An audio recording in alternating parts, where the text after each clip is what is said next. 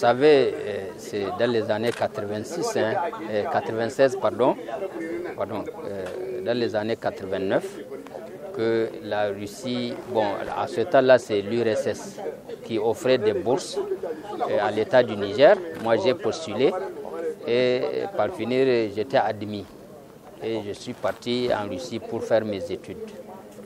J'ai étudié jusqu'à avoir mon master 2, je veux dire ingénieur agronome.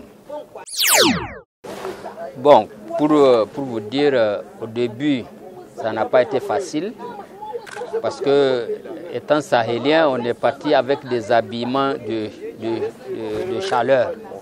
Et on s'est retrouvé avec 7 degrés à l'aéroport. On a eu tellement froid. Mais après, l'université nous a amenés dans un magasin. Ils nous ont quand même fait habiller par tout ce qui est paletot, tout ce qui est blouson, tout ce qui est habit de froid. Avec les bottes, tout ça là, après, on s'est vraiment rapidement adapté aux conditions. Pour vous dire, vraiment, je ne regrette pas d'avoir fait mes études en Russie. Parce que c'est un pays de la science. Quand vous regardez, ils sont partis sur la Lune. Ils ont tout fait. C'est un pays où les universités, en un an, ils nous ont appris la langue, pas seulement la langue russe, mais tout ce qui est les termes en mathématiques, biologie, chimie, tout ça en première année, ils nous ont bien appris, ils ont vraiment la pédagogie. Une fois que la première année là est terminée, on n'avait pas eu de problème pour faire l'université. On comprenait tout. En une année, c'était vraiment suffisant, ça m'a vraiment impressionné leur pédagogie. En une année, quelqu'un qui ne connaissait même pas bonjour en russe et que vous le mettez à un niveau de faire l'université, ils ont vraiment une pédagogie exceptionnelle. Maintenant, comme on dit, d'abord, ce qu'il faut dire, ils ont des programmes un peu serrés. Parce que vous n'avez même pas de vie. Votre vie, c'est les études.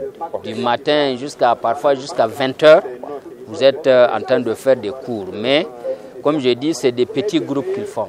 Vous faites les cours théoriques avec 100 personnes, mais on vous fait des petits groupes de 12 que vous allez faire vos TD, vous allez faire vos travaux pratiques, travaux dirigés en des petits groupes. Nous, on était à 10 ou 12 comme ça. Jusqu'à la fin de mon cycle, on était les 12 ensemble. On fait tout avec les 12. On se retrouve avec les autres, c'est quand il y a des cours théoriques dans l'amphi qui prenaient à peu près 100 personnes. Comme je disais, j'avais avant de faire ma spécialisation en génétique, nous n'avons pas eu de difficultés parce que c'est un pays de la science, comme je disais, les bibliothèques, les laboratoires sont vraiment garnis. Il n'y a pas de souci. Quand j'étais venu ici, je n'avais aucune difficulté pour m'insérer ici et la compétence, vraiment, on ne peut pas douter de notre compétence. C'est vrai, avant, les gens avaient le système francophone où parfois les gens se comparaient ceux qui ont fait les pays socialistes avec la politique là. Et malheureusement, et heureusement, quand ils mettent les gens sur le terrain, on sait que les gens sont bien appris.